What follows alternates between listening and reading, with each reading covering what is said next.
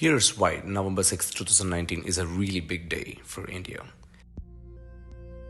After 34 years of prohibiting the cannabis plant, a really strong petition to free this ancient indigenous plant has now been filed at the Delhi High Court by an organization known as the Great Legalisation Movement, India. GLM has been researching on cannabis and hemp for the last 10 years and has developed a national movement around it over the last 5 years, educating the society, politicians, doctors, patients, farmers, and many other organizations, and creating a spark of discussions for why cannabis is an effective solution to many of India's problems and why everyone needs to pay attention to this. On July 12, 2019, the organization filed a petition at the Delhi High Court with an intention to free the cannabis plant from the NDPS Act, in which the sacred plant of India has been clubbed along with a lot of harsh chemicals unscientifically. The truth is that cannabis is a holy medicinal herb, argued to have originated in our Himalayan region of India and has been used by humanity for thousands of years. It has caused no lethal damage to anyone in our entire recorded human history. Consuming cannabis is a natural relaxant for the mind and the body. When one consumes cannabis, they can be in a very relaxed state for a few hours. But today, we live in a world which is extremely stressful, and this herb, which was once used as a relaxant, as a medicine, and as a sacrament for thousands of years, has been prohibited. Today, we also live in a world where the population has reached close to 8 billion people, and everyone needs many things for their survival and livelihood. But guess what? Most of what we consume is a product of a huge industrial setup which has been damaging our planet and the ecology in an irreversible way. Cannabis can take care of many of our domestic needs like food, fibers, textiles, biofuels, bioplastics, biobatteries, bioenergy, construction materials, furnitures, papers, etc. Cannabis has been proven to be a superior commodity in the field of healthcare, bioindustries, agricultural development, and ecological protection. The amazing ability of a cannabis to heal a person's mind and the spirit and the body is the most important, since there are millions of people suffering from chronic diseases because there is no medication or failed medications in the treatment of hundreds of these diseases. From having an ability to numb the pain to providing extremely deep rest, the therapeutic properties of cannabis is not just limited to a person's well-being, but plays a major role in disease control and reversing or curing these chronic or acute conditions completely.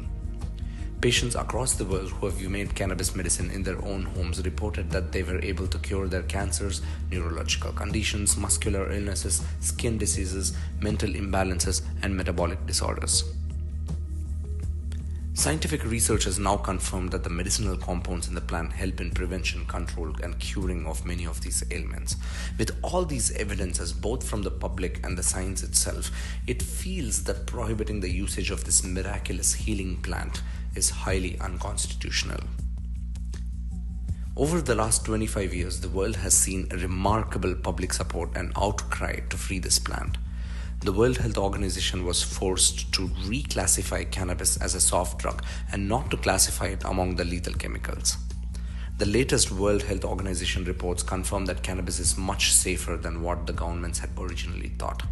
In the last 25 years, over 30 countries across the world have changed their outlook on cannabis and have liberated the plant in different ways for different purposes. Some countries have only the industrial usage of cannabis, while the others have medicinal industries set up. In 2013, Uruguay became the first country to legalize cannabis completely, including the personal consumption, infamously known as recreational use. In 2014, Colorado became the first state in USA to legalize it for recreational purposes. In 2018, South Africa became one of the first countries to free the plant completely, fully based on unconstitutional grounds. All in all, over 100 years of suppressing this cannabis plant by the governments due to corporate interests, the plant is finally coming back to life across the world and getting all the recognition that it truly deserves.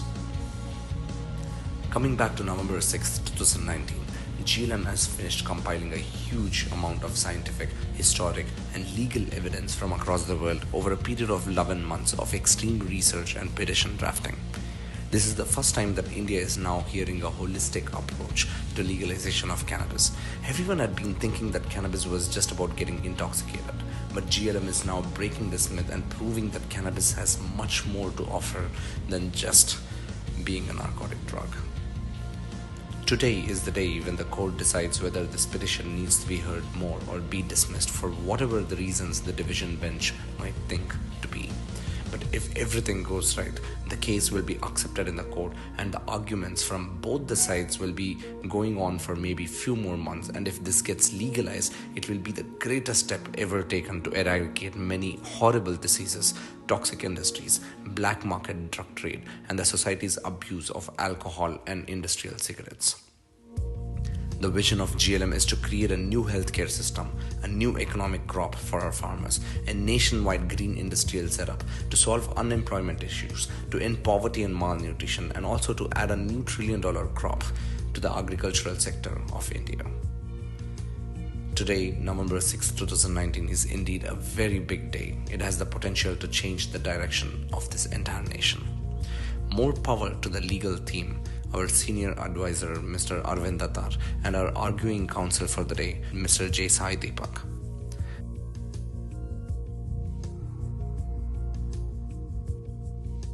Let's hope that the truth is heard, the taboo is destroyed, and a new age dawns.